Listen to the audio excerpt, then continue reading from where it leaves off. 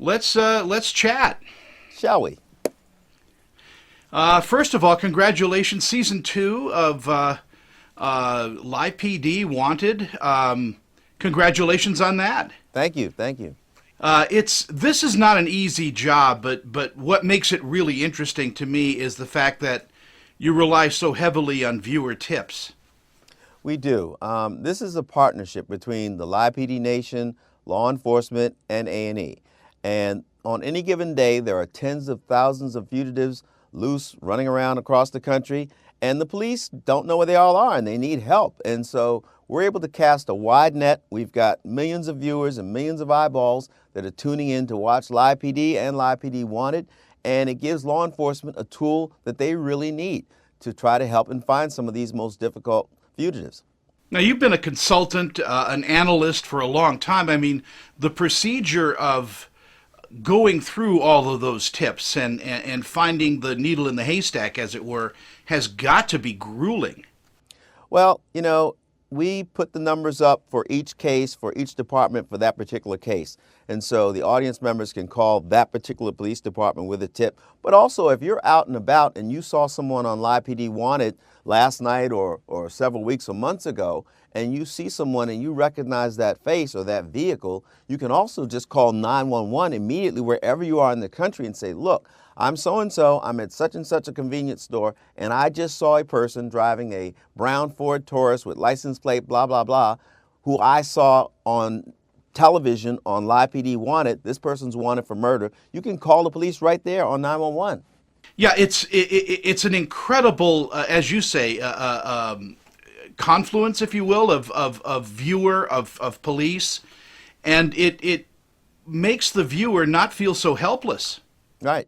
It's a big posse, man. Basically, Tony, it's a big posse, a big TV posse that's saddling up on Thursday nights to go out there with law enforcement and try to bring somebody to justice. And an important thing I want to emphasize is that when someone has murdered someone, for example, and fled, and time has passed, the victims of that crime don't have closure. They haven't had their day in court, and law enforcement has been trying to find this person unsuccessfully.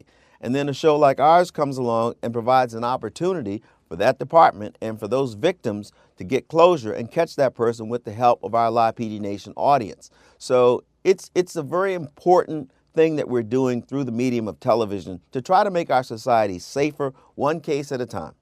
Tell me a little bit about how you actually got into this type of work. I know that you were an investigative reporter. Is this just a natural outcome of that? I was with America's Most Wanted from 1993 until the show ended in 2011 as an investigative correspondent and reporter and producer. So I had almost 20 years of working on these kinds of cases, on putting them on television and catching people with the help of the public.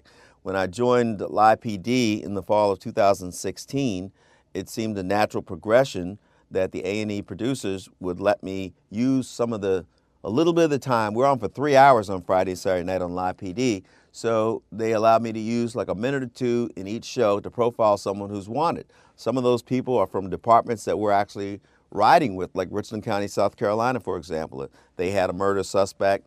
They said, hey, can you profile this person we're trying to catch? We put them on. We actually helped catch that murder suspect in Georgia. So it's a natural extension of what we've been doing on Live PD with our Wanted segments, and now we have a 1-hour show devoted strictly to that mission. Yeah, and it's so well produced, and I think the technology that supports it is just amazing. It is. It really is. Live PD in and of itself is a technological marvel as television goes. A lot of people may not know this, but to put together a show where you're following 8 police departments and you've got 100 and some audio feeds coming in from all across the country, and you've got, dozens of video feeds coming in. Our show is technically possible because most of the people behind the scenes, the people you see in master control there, a lot of those people, including our director, John Gonzalez, come from the world of sports, because that's where you get the experience to do a 3-hour live show with a lot of different moving parts. Live PD is very, very difficult. Not everybody can direct a show like this. So it's done by people who really have a lot of experience in live television, but more specifically in sports, which then translated into being able to create this law enforcement-based show.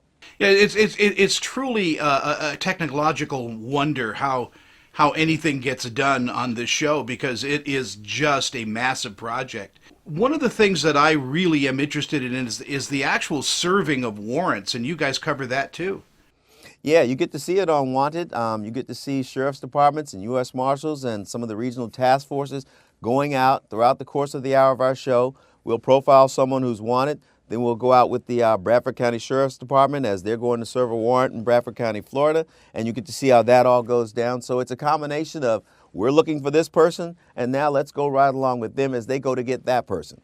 Hey, before we take off and I say goodbye, if you weren't doing this, would you be in front of the camera? Would you be an actor? Would you be a host of a game show? I mean, you have a great personality on air.